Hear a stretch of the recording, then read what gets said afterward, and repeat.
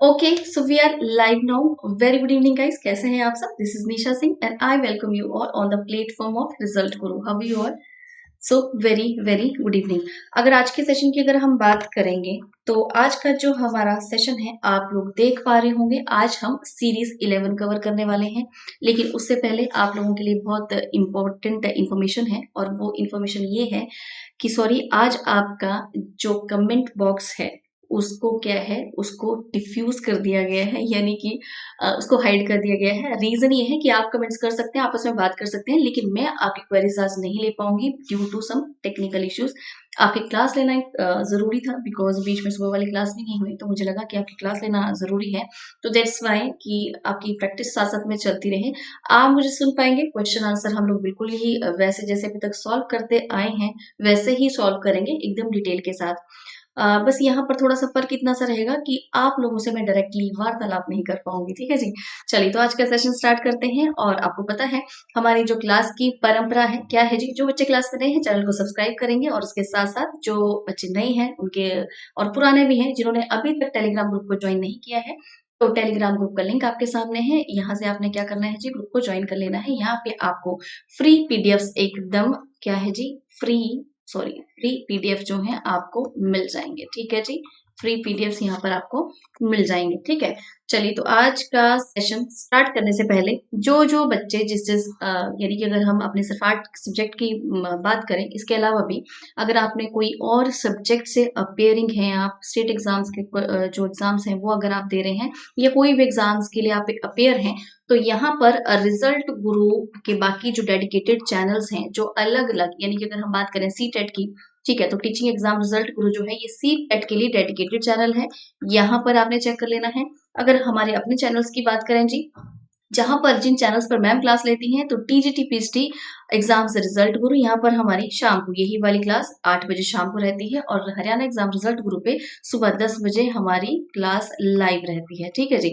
अब बाकी अगर बात करें, अगर आप वनडे एग्जाम्स की तैयारी कर रही हैं तो उसके लिए रिजल्ट गुरु 2.0, और इसके साथ बिहार एग्जाम्स के लिए बिहार एग्जाम रिजल्ट गुरु, ओडिशा एग्जाम रिजल्ट गुरु, यूपी एग्जाम रिजल्ट गुरु। यूपी एग्जाम रिजल्ट गुरु की अगर बात करेंगे तो यहाँ पर आपको दो डेडिकेटेड चैनल मिलेंगे। एक हमारा टीजीटी पीजीटी से रिलेटेड है, और दूसरा क्या है, जो यूपी के स्पेसिफिक वनडे एग्जाम्स के जितने भी आपके एग्जाम्स होंगे, उसमें बहुत सारे हैं, तो वो सभी क्या है अलग अलग कैटेगरी में है, तो उनको भी आप यहाँ पर देख सकते हैं बिल्कुल फ्री ऑफ कॉस्ट, ठीक है जी। तो चलिए आज का सेशन स्टार्ट करते हैं। आज का सेशन, ठीक है, जो क्वेश्चन आएंगे आंसर आपने उनका देना है, और जो क्वेश्चन नहीं आएंगे उनका भी आंसर देने की क्या करनी है, कोशिश करनी है, ठीक है जी। चलिए, first question we have, shooting in the corner art किसकी कलाकृति है? किसकी है? सरन बिहारी लाल की है, शांति दवे की है, अनीश कपूर की है, या शैल चोहल की है? किसकी है shooting in the corner art? किसकी कलाकृति है? सरन बिहारी लाल की, शांति दवे की, अनीश कपूर की, या शैल चोहल की? आपको मैं थोड़ा सा समय दे रही हूँ, फटाफट इसका आंसर देंगे जी।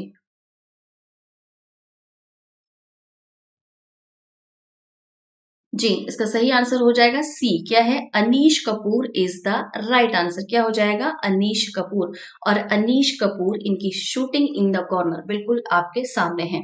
अगर अनीश कपूर की हम बात करेंगे, आपको पता है जी, ये भारतीय मूल के क्या है, ब्रितानी कलाकार हैं, ठीक है। इन्होंने बहुत सारी कलाकृतियां बनाई हैं, जिनमें से शूटिंग इन द कॉर्नर एक आपके सामने है। प्रमुख रूप से 2012 में, क्या है, 2012 में भारत सरकार की तरफ से इनको सम्मानित भी किया जा चुका है।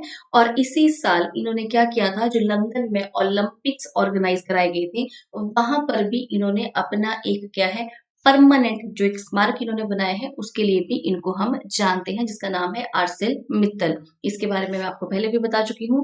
अब अगर हम बात करेंगे शूटिंग इन द कॉर्नर, तो ये शूटिंग इन द कॉर्नर बिल्कुल ये जो सामने आपको एक मशीन तोप की तरह दिखाई दे रही है, बिल्कुल इसी की बात की जा रही है। इसमें ये जो आपको यहाँ पर ये छोटे-छोटे गोले जैसे दिखाई दे रहे हैं, ये क्या है? ये कलर के साथ वैक्स है। क्या है? कलर के साथ, यानी लाल रंग के साथ वैक्स जो है, उसको कंपाइल करके ये क्या है, इस तरीके के ये गोले बनाए गए हैं। जो क्या करेंगे आप, जो आप इनमें अगर यहाँ पर इसमें इंस्टॉल करेंगे यहाँ पर, और उसके बाद जब शूट करेंगे तो कॉर्नर पे कुछ इस तरह का इम्पैक्ट आएगा, और इसी तरह की ये इनकी कलाकृति है, ठीक है जी। चलिए आगे बढ़ेंगे। सूजा ग्रुप के विघटन के बाद कहाँ चले गए? अब कौन से ग्रुप की बात यहाँ पर की जा रही है जी? यहाँ पर बात की जा रही है पैग ग्रुप की, पता है हम सबको, ठीक है। सूजा ग्रुप के विघटन के बाद कहाँ चले गए? लंदन, पेरिस, कतर या नीदरलैंड, कहाँ पर चले गए? आपका ऑप्शन ए है लंदन, ऑप्शन बी है पेरिस, ऑप्शन सी है कतर और ऑप्शन डी है नीदरलैंड।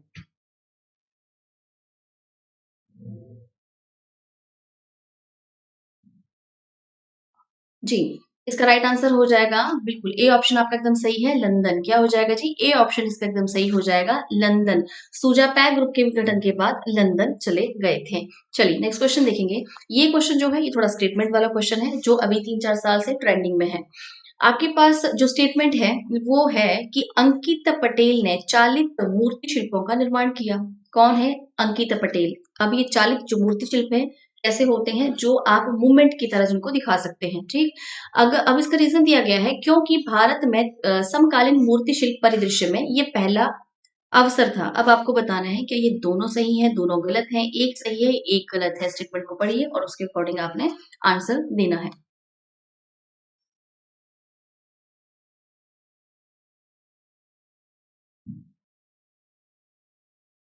अंकित पटेल ने चालित मूर्ति शिल्पों का निर्माण किया क्योंकि भारत में समकालीन मूर्ति शिल्प परिदृश्य में ये पहला अवसर था। क्या ये दोनों सही है या दोनों गलत है या एक गलत है? जी बिल्कुल, इसका सही आंसर हो जाएगा बी ऑप्शन। ए और आर दोनों बिल्कुल सही हैं, बिल्कुल बिल्कुल दोनों सही हैं। क्यों? क्योंकि अंकित पटेल ही वो पहले समकालीन मूर्तिकार थे जिन्होंने क्या किया था? जिन्होंने ऐसी मूर्तियों का निर्माण किया था जिन्हें आप एक मूवमेंट के रूप में दिखा सकते हैं, जैसे कोई साइकिल चला रहा है या इसके साथ ऐसा नहीं है कि कोई व्यक्ति जो है मूवमेंट में है, इवन कोई वस्तु भी। जैसे फॉर एग्जांपल अगर हम बात करें टाइपराइटर, ठीक है, तो टाइपराइटर को भी इन्होंने बनाया है, ठीक है, क्योंकि वो भी क्या है? एक ऐसी मशीन है जो जिसको हम गति में जिसके साथ हम गति के साथ कार्य करते हैं। तो इस तरह की जब हम मूर्ति शिल्पों की बात करेंगे, ये सबसे पहले किसने बनाई है? अंकित पटेल ने। अगर हम समकालीन मूर्ति शिल्प की बात करेंगे, ठीक है जी, ये पहला अवसर था। अब इसका एक एग्जांपल आपके सामने है। ये अंकित पटेल का एक मूर्ति शिल्प है, ब्लंट को शार्प करना। और ये कैसा है? ये ब्रॉन्ज में ये बनाया गया है। ब्लंट को शार्प करना यानी कि यहाँ पर जो आप व्हील देख पा रहे हैं ये भी क्या है जी? ये भी मूवमेंट को ही दर्शाता है, ठीक है। तो ये क्या है? ब्लंट को शार्प करना। नेक्स्ट क्वेश्चन देखेंगे। चंबा की रेखाएं किस रंग से बनाई गई थी? लाल, पीला, हरा, लाल और काला, काला, सफेद, इनमें से सभी। जी, चंबा की रेखाएं किस रंग से बनाई गई थी? अब चंबा की रेखाएं यहाँ पे आपने समझ जाना है, यहाँ पर बात की जा रही है चंबा शैली में जो चित्र बने हैं, ठीक है, चंबा शैली में जो चित्र बने हैं, जी बिल्कुल उनकी ही बात की जा रही है। किस रंग में बनाई गई हैं? ठीक है जी, तो इसका ऑप्शन क्या होना चाहिए? जल्दी जल्दी आंसर देंगे सब लोग।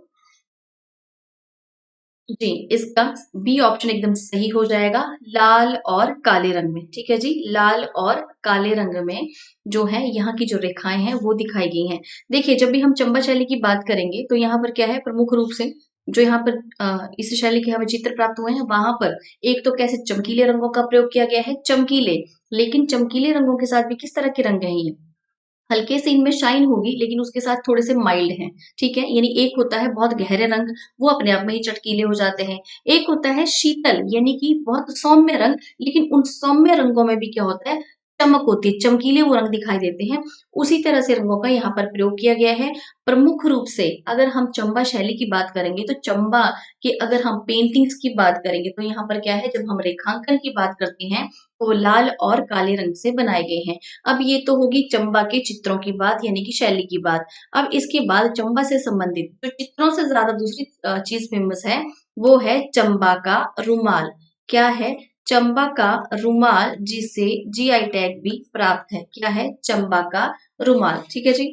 चलिए आगे बढ़ेंगे और जिस किसी को भी चंबा के रुमाल या इस शैली से संबंधित कुछ भी जानकारी ग्रहण करनी है तो वो हमारी क्लासेस जो है इसकी डिटेल क्लासेस देख सकते हैं। नेक्स्ट क्वेश्चन देखते हैं। निम्नलिखित में से किस कलाकार को महात्मा गांधी ने राष्ट्रवादी कलाकार की उपमा प्रदान की थी? कौन है? रविंद्रनाथ टैगोर है, नंदलाल बसु है, जैमिनी राय है या राजा रवि वर्मा है? और जैमिनी राय रंजन या यामिनी राय रंजन ये एक ही नाम है, इस नाम में आपको कंफ्यूज नहीं होना है।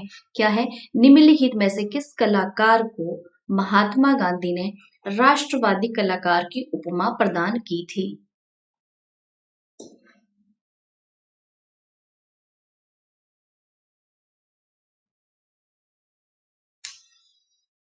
जी, तो आई होप सो कि अभी तक आप सबने आंसर दे दिया होगा। जैसे कि आप सब जानते हैं, मैं आपके आज कमेंट्स नहीं देख पाऊंगी। यहाँ पर शुद्ध देशी सिर्फ क्या है, पढ़ाई हो रही है मैम की तरफ से, ठीक है। और मुझे पता है इसी बीच में आप लोग आपस में बातचीत भी कर रहे होंगे। उसको करना क्या है, थोड़ा सा स्टॉप देके यहाँ पर थोड़ा सा ध्यान देना है। चलिए ठीक है जी। तो उसका राइट आंसर क्या हो जाएगा? सी ऑप्शन, एकदम Jamini Roy is the right answer. Mahatma Gandhi ने जेमिनी राय रंजन को ही राष्ट्रवादी कलाकार होने की, या इनको कहा था कि भाई आप राष्ट्रवादी कलाकार हैं, ये महात्मा गांधी ने इनको कहा था। यानी कि ये उपाधि किसने दी है? तो महात्मा गांधी ने दी है। अब यहाँ पे दो तरह के क्वेश्चन बनते हैं। एक तो कि भाई महात्मा गांधी ने इनको जो है राष्ट्रवादी कलाकार की जो है उपाधि दी, किसने दी? तो महात्मा गांधी ने दी है। दूसरी है क्यों दी? क्यों दी? क्योंकि अगर हम जेमिनी राय रंजन की बात करेंगे, ये आधुनिक भारत के, अगर हम चित्रकारों की बात करें, आधुनिक भारत के चित्रकारों में ये वो पहले कलाकार थे जिन्होंने क्या था, जिन्हें हम कहते हैं कि प्रथम आधुनिक क्या है जी? प्रथम आधुनिक लोक कलाकार हैं। लोक कलाकार हैं, यानी कि इनकी कला कला में हमें क्या है, वहां की लोक कला की, कौन सी कला की? काली घाट शैली की, ठीक है। कलकत्ता की जो काली घाट शैली थी, वो ही हमें इनके चित्रों में देखने को मिलती है, ठीक है जी। चलिए, अगर हम बात करें तीसरा क्वेश्चन जो यहाँ से बनता है कि कौन से इंस्टीट्यूशन से ये संबंधित रहे हैं या इन्होंने अपनी सेवाएं कहाँ पर दी हैं?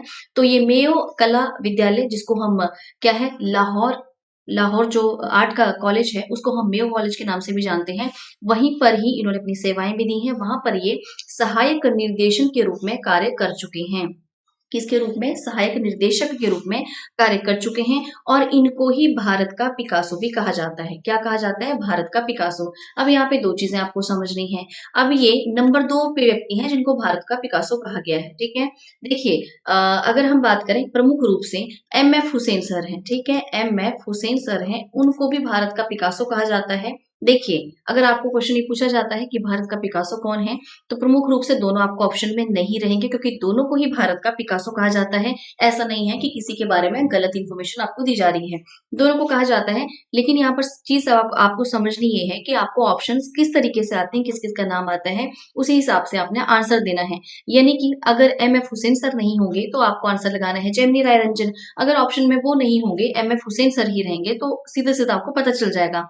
मान लीजिए अगर दोनों रहेंगे तो, और ऑप्शन में अगर ये रहेगा कि दोनों को कहा जाता है, तो आपने फिर ये लगाना है आंसर कि दोनों को कहा जाता है। और उसके बाद भी इस तरह का क्वेश्चन अगर नहीं पूछा जाता है, ये पूछा जाता है कि भारत का पिकासो किसे कहा जाता है, तो प्रमुख रूप से नंबर 1 पर जो है जी एम एफ हुसैन सर ही आएंगे। ये भी आपको याद रखना है, ठीक है। क्योंकि एम एफ हुसैन सर को पिकासो क्यों कहा गया था? क्योंकि इनकी जो कुछ पेंटिंग्स की एग्जीबिशन थी, मुख्य रूप से महाभारत सीरीज इन्होंने जो बनाई थी, उसकी 30 पेंटिंग्स थी पूरी सीरीज में।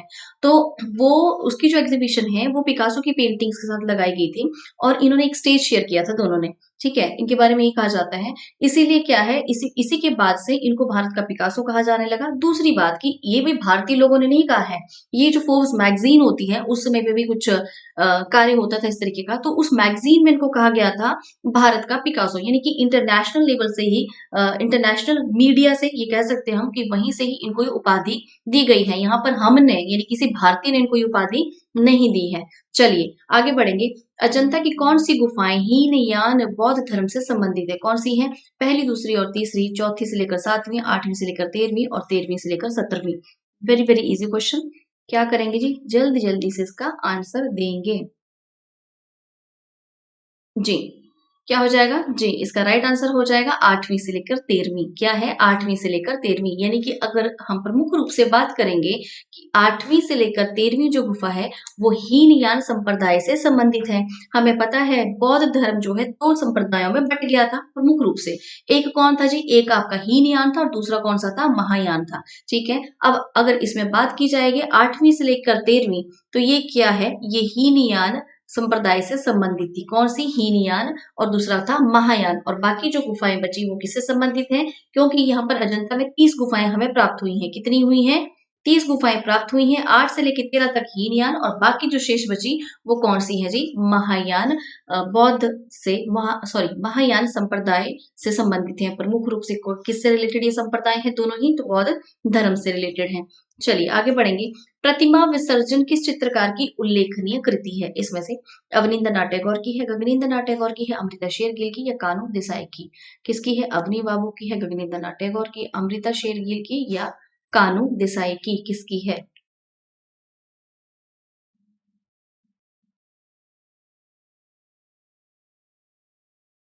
जी, किसकी हो जाएगी जी? जी, बिल्कुल ये भी इजी वन है। क्या है? Gaganendranath Tagore is the right answer. और ये इन्होंने बनाई कब थी? अब दूसरा क्वेश्चन बनता है कि इसकी रचना, प्रतिमा विसर्जन जो चित्र है उसकी रचना इन्होंने कब की है? तो 1915 में की है जी, जो आपका दूसरा क्वेश्चन बनता है।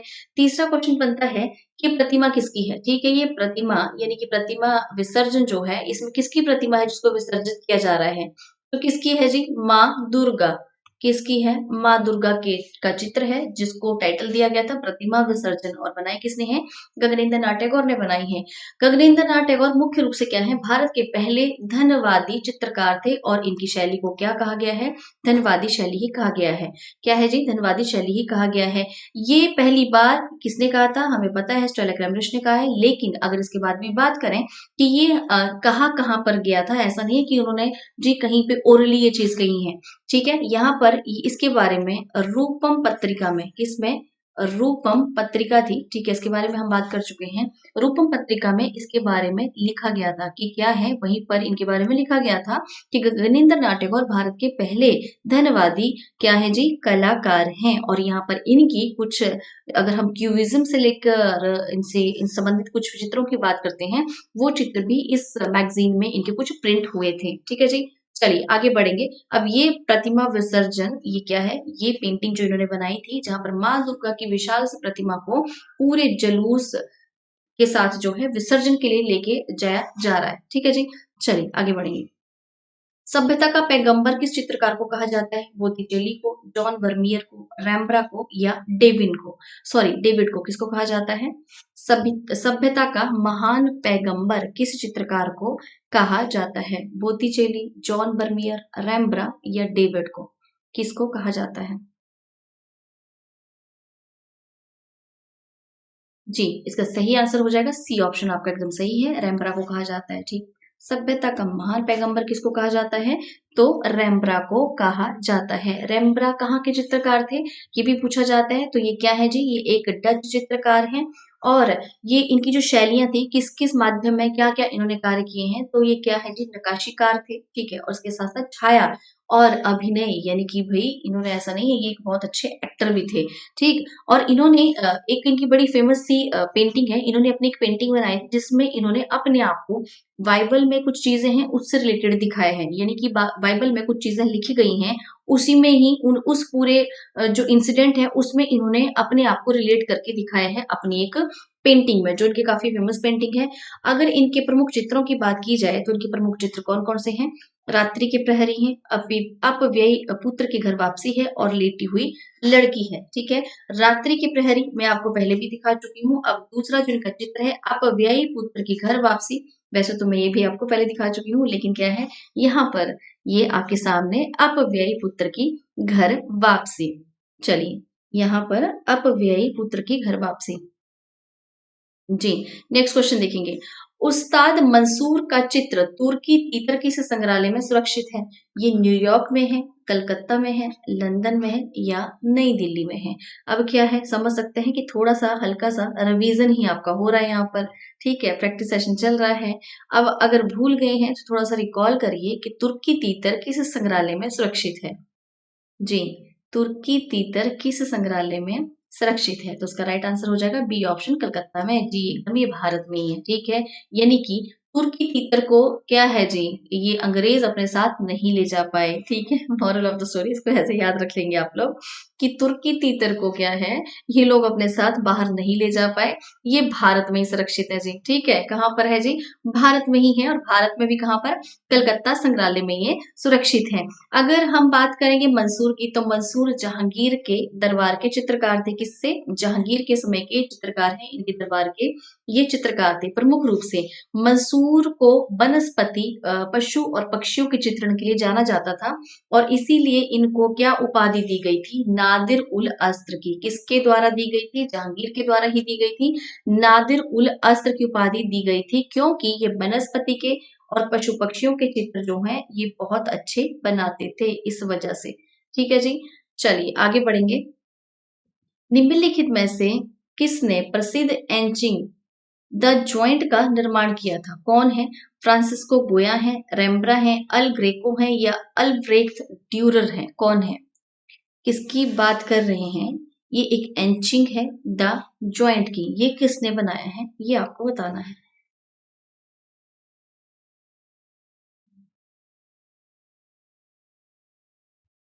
जी, किसने बनाया है? जी, इसका राइट आंसर हो जाएगा फ्रांसिस्को गोया ने बनाया है। कौन सा चित्र है? The joint. नेक्स्ट क्वेश्चन देखेंगे।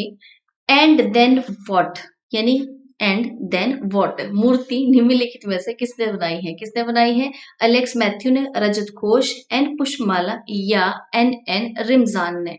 किसने बनाई है? एंड देन व्हाट मूर्ति निम्नलिखित में से किसने बनाई है? ये एलेक्स मैथ्यू ने बनाई है, रजत घोष ने बनाई है, एन पुष्पमाला ने बनाई है, या एन रिमजान ने बनाई है? किसने बनाई है?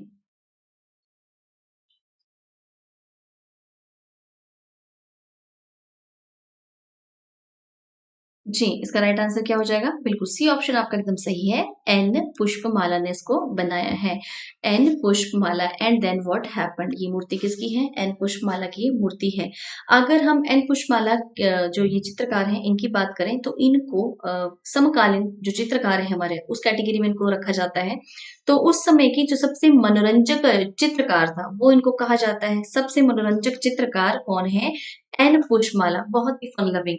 इसके साथ सबसे मनोरंजक कलाकार, और इसके साथ आईफोन क्लास्ट क्या है? आईफोन क्लास्ट भी इस नाम से भी इनको, ये नाम भी इनको दिया गया था, इस नाम से भी इनको जाना जाता था।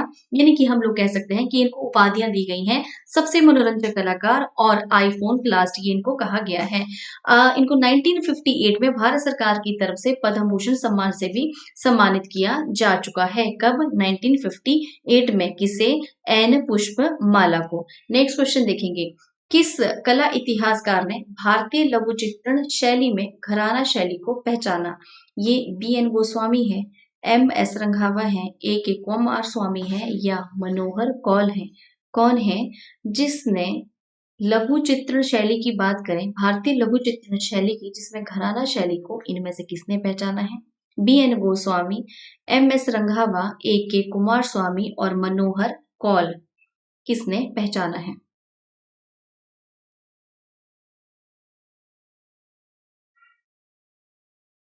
जी, इसका सही आंसर हो जाएगा आपका A option, B N Goswami. क्या है जी? सही आंसर हो जाएगा B N Goswami. B N Goswami Swamy क्या है? प्रमुख रूप से कला इतिहासकार हैं। क्या है? कला इतिहासकार हैं। इनकी दो रचनाएं जो बहुत ज्यादा फेमस हुई, बहुत इंपॉर्टेंट है। The spirit of Indian painting. क्या है? The spirit of, sorry, the spirit of Indian painting, और उसके साथ है मनकू ऑफ गुलेर। मनकू ऑफ गुलेर, ठीक है, मानकू ऑफ गुलेर और मणकू ऑफ गुलेर, ये भी इनके नाम हैं। ठीक है, और आपको बताया था मैंने कि पहाड़ी में मनकू, या जो मनका होता है उसी को मणकू कहा जाता है। तो अगर वहां की लैंग्वेज के हिसाब से बात करेंगे, यानी कि हिमाचल में अगर आप वहां पे इनसे संबंधित जो कुछ चीजें हैं जहां पर इनका नाम मणकू लिखा गया है, ठीक है, क्योंकि वहां की लोकल लैंग्वेज में इसको कहा जाता है। और मनकू किसके पुत्र थे? तो ये किसके पुत्र थे? सेव के, पंडित सेव के। ठीक है जी, पंडित सेव के ये पुत्र थे। किसके हैं? पंडित, सॉरी मेरा पेन थोड़ा सा, हम्म, पंडित सेव के ये पुत्र थे। कौन है? पंडित सेव के दो बेटे थे। एक है नैन सुख और दूसरे हैं मानको या मनको। और पंडित सेऊ के जितने आगे जो परिवार के सदस्य हैं, जैसे कि बेटे इनके नैनसुख और मनकू, इन्हीं को ही क्या माना जाता है कि भाई गुलेर शैली का, ठीक है, गुलेर शैली का जो विकास हुआ वो बिल्कुल इन्हीं के द्वारा हुआ है। अगर हम इनके प्रारंभिक चित्र देखेंगे वो भी इन्हीं के ही परिवार के लोगों ने बनाए हैं। अब ऐसे ही क्या होगा आगे जब हम कांगड़ा शैली की बात जो है गुलेर शैली के बाद जब हम कांगड़ा शैली को पढ़ते हैं, वहां पर हमने क्या देखा था, वहां पर यानी कि कांगड़ा शैली का जो विकास है उसका क्रेडिट किसको दिया जाता है, नैन सुख के परिवार को। किसको दिया जाता है, नैन सुख के परिवार को। यानी अब क्या है, पंडित सेऊ के जो बेटे होंगे वो गुलेर से कहाँ आ जाएंगे, कांगड़ा आ जाएंगे। यहाँ पर प्रमुख रूप से नैन सुख जो बड़े भाई हैं, मनकू जो छोटे भाई हैं, ये हमें कांगड़ा शैली में भी दिखाई देंगे। ठीक है जी, समझ में आ गया। चलिए आगे बढ़ेंगे। प्रख्यात मूर्तिकार चिंतामणि निम्नलिखित में से किस ललित कला विद्यालय में प्रधानाचार्य थे। कहाँ पर थे, मद्रास कॉलेज ऑफ आर्ट्स में, Lucknow college of arts, Delhi college of arts और कलकत्ता कॉलेज ऑफ आर्ट्स में। कौन है जी मूर्तिकार चिंतामणि, ये कौन से इंस्टीट्यूशन में प्रिंसिपल थे, ये आपको बताना है। कौन से इंस्टीट्यूशन में ये प्रिंसिपल थे।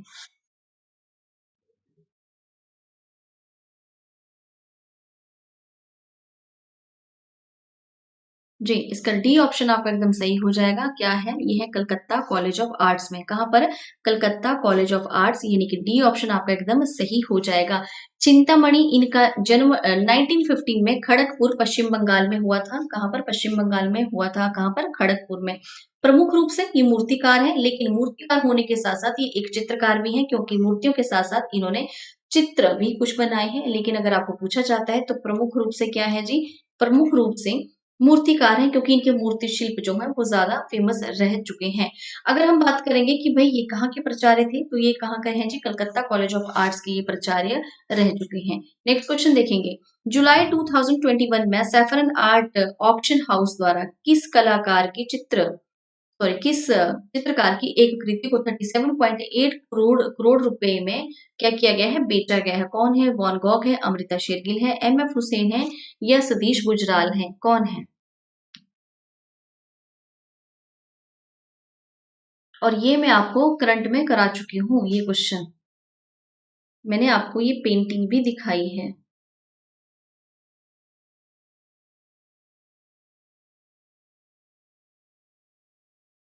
जी, क्या आंसर हो जाएगा इसका, इसका आंसर हो जाएगा अमृता शेरगिल। क्या है जी, बी ऑप्शन आपका एकदम सही हो जाएगा, अमृता शेरगिल। अब आपको यहाँ पर समझना क्या है, देखिए बात की जा रही है जुलाई 2021 की, यानी पिछले साल की है, उस हिसाब से हमारे लिए बहुत ज्यादा इंपॉर्टेंट है।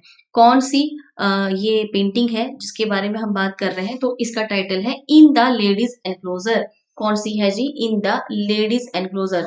और हम लोग कह सकते हैं कि पिछले साल की ये पूरे वर्ल्ड की सबसे महंगी, दूसरे स्थान की सबसे महंगी कृति ये बिकी है, महंगा चित्र बिका है। और इससे पहला, यानी कि पहले स्थान पर कौन सी पेंटिंग थी, तो वो भी भारतीय पेंटिंग ही रही है। किसकी है ये, 1961 में बी एस कोयतोंडे ने एक, सॉरी ये रिकॉर्ड टूटा है, यानी कि ये दूसरी महंगी कलाकृति बनी है अगर हम भारत की पूरी दुनिया में अगर बात करेंगे इस रेट पर। इससे पहले 61 में, ये कब रिकॉर्ड टूटा है जी, ये टूटा है हमारा 2021 में।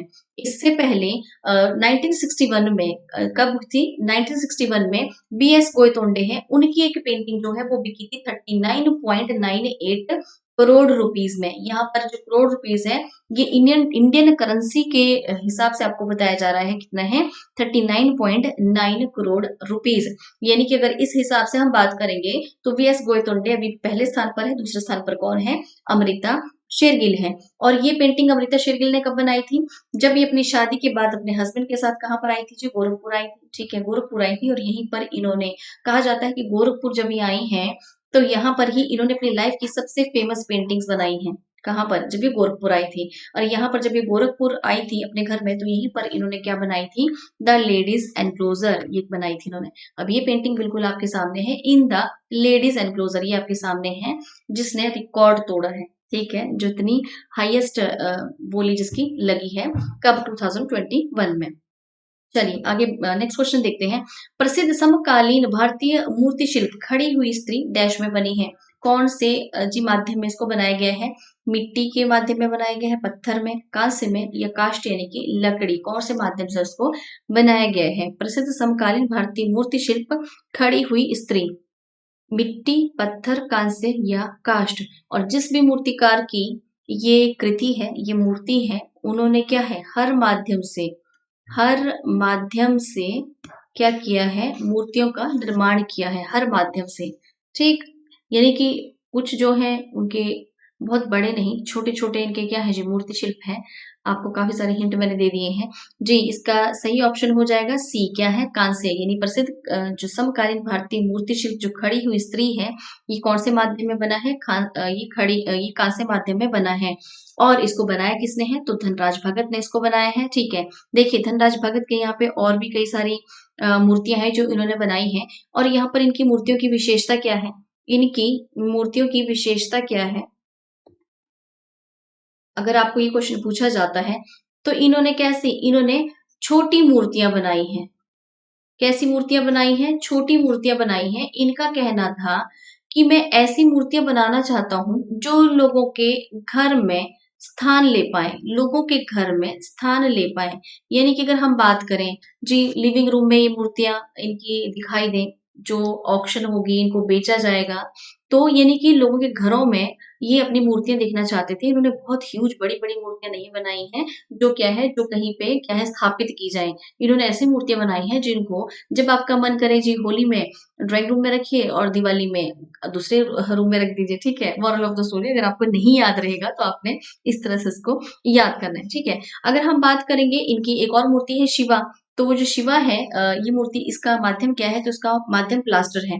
लेकिन जब आप इस मूर्ति को देखेंगे तो आपको देख के पता नहीं चलेगा जी प्लास्टर की है, क्योंकि काफी पतली पतली मूर्तियां उन्होंने बनाई है, जैसे सरिया होता है। ठीक है, जैसे सरिया होता है। उसके साथ साथ अगर हम बात करेंगे सितार वादक, तो सितार वादक इन्होंने सीमेंट में बनाई है, लेकिन इनके ऊपर जो है ब्लैक और जो कुछ भूरे रंग होते हैं, गहरे भूरे, उसी तरह से इनको रंगा गया है, ताकि जो कैसा है, ये एक मेटल का लुक दे पाए। इस तरीके से इन्होंने ये मूर्तियां बनाई हैं। अगर हम बात करें शिवा डांसिंग, तो जो शिवा डांसिंग की इन्होंने मूर्ति बनाई है, यहाँ पर क्या है, ये मूर्ति जो है, ठीक है जी, ये मूर्ति जो है, ये नीचे, इसके नीचे जहां पर बेस बनाया गया है, ऐसा लगता है कि जैसे काले काले कोयले रखे हैं, उसके ऊपर ये मूर्ति को स्थापित किया गया है। नेक्स्ट क्वेश्चन देखेंगे, माइकल एंजेलो की प्रसिद्ध मूर्ति डेविड किस सन में बनाई गई, 1654 में, 1554 में, 1504 में, 1604 में।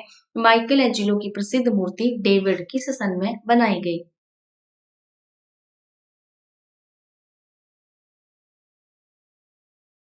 जी, किस सन में बनाई गई है, ठीक है, तो ये 1504 में बनाई गई। सी ऑप्शन आपका एकदम सही हो जाएगा, 1504 में इस मूर्ति को बनाया गया था। अगर इसकी हाइट की बात करेंगे तो 5.17 मीटर, यानी कि 17 फीट इसकी हाइट है।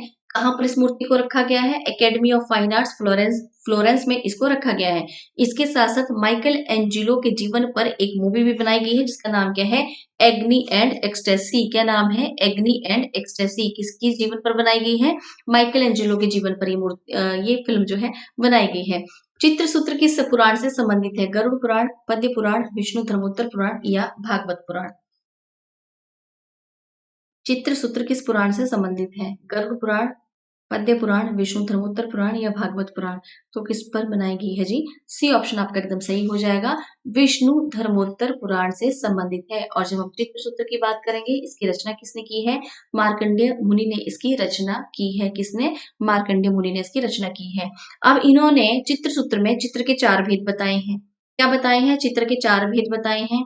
पहला है सत्य चित्र, दूसरा है वैणिक चित्र, तीसरा है नागर चित्र और चौथा है मिश्र चित्र। कौन सा है जी, मिश्र चित्र। और अगर हम चित्र सूत्र के जो के बारे में जो कुछ कथाएं हैं या कुछ उसके बारे में लिखा गया है, तो यहाँ पर उससे संबंधित कुछ इस तरह के चित्र हमें प्राप्त हुए हैं। ठीक है जी, जो आपके सामने हैं। चलिए आगे बढ़ेंगे।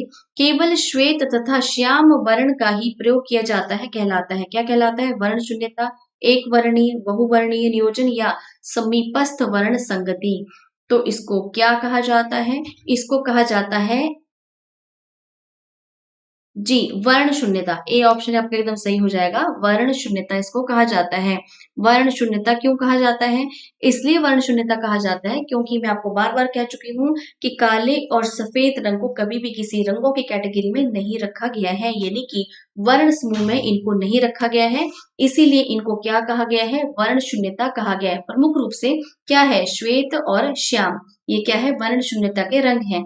अगर हम बात करेंगे वर्णहीनता, ये जो पूरा ग्रुप है, वैसे तो इसमें सफेद के साथ और काले के साथ भूरे रंग को भी रखा गया और इसके साथ ग्रे रंग को भी रखा गया है। ठीक है जी, इसके साथ ग्रे रंग को भी रखा गया है। लेकिन जब वर्ण शून्यता ये वर्ड यूज होगा, याद रखना है वर्ण शून्यता, जब ये वर्ड यूज होगा तो यहाँ पर सिर्फ और सिर्फ सफेद और काले जो रंग है इसका ही नाम आएगा। जब हम वर्णहीनता योजना की पूरी बात करेंगे वहां पर हम कह सकते हैं जी कि काले और सफेद के साथ भूरा और ग्रे को भी रखा गया है। लेकिन अगर आपको क्वेश्चन पूछा जाता है वर्ण शून्यता तो वहां पर सिर्फ और सिर्फ याद रखना है काला और सफेद। सोमेश्वर द्वारा लिखित ग्रंथ है राजतरंगिणी, रासमाला, प्रमाण मीमांसा या इंडिका। राजतरंगिणी, रासमाला, प्रमाण मीमांसा या इंडिका सोमेश्वर द्वारा लिखित ग्रंथ कौन सा है? ठीक है जी, इसका राइट आंसर हो जाएगा रासमाला। बी ऑप्शन एकदम सही है। रासमाला क्या है? सोमेश्वर द्वारा लिखित ग्रंथ क्या है? रासमाला है। और इसके साथ इन्होंने एक और ग्रंथ की रचना की है, यानी कि अगर हम सोमेश्वर की बात करेंगे, इन्होंने दो ग्रंथों की रचना की है। एक आपका रासमाला है और दूसरा है कृति कौमुदी। क्या है? कृति कौमुदी आपका ये दूसरा ग्रंथ है जिसकी इन्होंने रचना की है। गर्ल्स चाइल्ड विमेन चित्र संबंधित है किससे? दीपिका घोष, हेमराज, राजेंद्र प्रसाद या अर्पिता सिंह किससे संबंधित है? Girl child women. और इस पूरी सीरीज में जिसने भी ये बनाई है, यहाँ पर ये जो हम बात कर रहे हैं गर्ल चाइल्ड की, ठीक है जी, ये जो हम बात कर रहे हैं गर्ल चाइल्ड की, तो यहाँ पर क्या है? ठीक है, यहाँ पर एक बच्ची जब वो चाइल्ड है, ठीक है, जब वो चाइल्ड है वहां से इसकी जर्नी स्टार्ट होती है। कब तक? जब तक वो खुद एक मदर नहीं बन जाती है। ठीक है जी, जब तक वो खुद एक मदर नहीं बन जाती है। तो क्या है यहाँ पर ये किसने बनाई है? तो ये आपका डी ऑप्शन एकदम सही हो जाएगा। अर्पिता सिंह ने। किसने बनाई है? अर्पिता सिंह ने बनाई है। और ये कुछ इस तरह की सीरीज है। ये क्या है? ये पूरी सीरीज है। क्या है? गर्ल्स चाइल्ड विमेन, ये पूरी एक सीरीज है। और यहाँ पर जो वो बच्ची खुद एक बच्ची है, यहाँ से कहानी शुरू होगी जब ये खुद क्या है? एक माँ बनेगी। यहाँ तक की पूरी कहानी इस पूरी सीरीज में हमें देखने को मिलेगी। चलिए ठीक है, तो यहाँ तक समझ में आ गया। अब गाइस देखिए, ऐसा है मैं आपके कमेंट्स नहीं देख पा रही हूँ, तो आज का जो सेशन है मैंने इसलिए यहाँ पर सिर्फ 20 क्वेश्चन का ही रखा था, क्योंकि मुझे भी बिना आपसे बात किए पढ़ाने का ज्यादा मजा नहीं आता है। ठीक है, होप सो आपको भी नहीं आ रहा होगा, सेम चीजें हम लोग फील कर पा रहे हैं। ठीक है, तो करेंगे क्या, आज का सेशन यही एंड करते हैं। जो बच्चे क्लास में नए हैं चैनल को सब्सक्राइब करेंगे, और अगर क्लास अच्छी लगी हो तो लाइक भी करेंगे और शेयर तो क्लास के स्टार्टिंग में, सेशन के स्टार्टिंग में आपको कर देना है। ठीक है जी, टेलीग्राम ग्रुप का जो लिंक है आपके सामने है, यहीं से आपने ग्रुप को ज्वाइन कर लेना है। ठीक है, अब इसके बाद क्या है, कल सुबह की क्लास में मिलेंगे 10 बजे, हरियाणा एग्जाम रिजल्ट ग्रुप में। ठीक है जी, ठीक है जी, तब तक के लिए क्या है, see you, good bye and keep studying. Bye bye guys.